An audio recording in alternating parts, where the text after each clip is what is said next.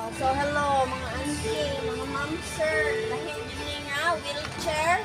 Kasi mo kita ng wheelchair, makapili ang kilid. Namo na. O, kaya mubalhin mo, gikan sa wheelchair, padaw sa inyong daanan, pwede. Mubalhin mo, gikan sa wheelchair, padaw sa inyong lain na bangko, pwede. Ma'am, alimuot ang kilid o ara ang solusyon sa inyong problema, ma'am, sir. Tangtangan og kilid, pero ug ganan mo safety, kaya ang maglingkod baron dili kaya walay kilid, imo sa itaon. Or ang maglingkod baron kinahanglan og kuptan sa kilid. O kana mo na inyo ha. Ikahuman ma'am hipusa daw. Hipos imong itira og imong ituot. Ikahuman mo gamay pagyud kay imo ra ni pislit. Agoy kanin.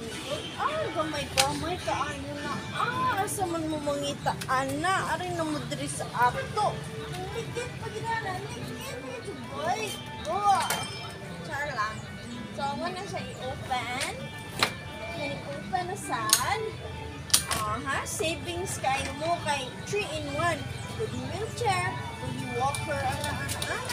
Pwede sa siya, bangko, ibutang sa inyong lamisa. Indot pa niya siya kay masambol sa lamisa. Basta ko niya sa yung lamisa. Ay, super na siya kukuha pa. Si Auntie Grab, nagtanong ako kapag yaw-yaw daw ox. Dong, manira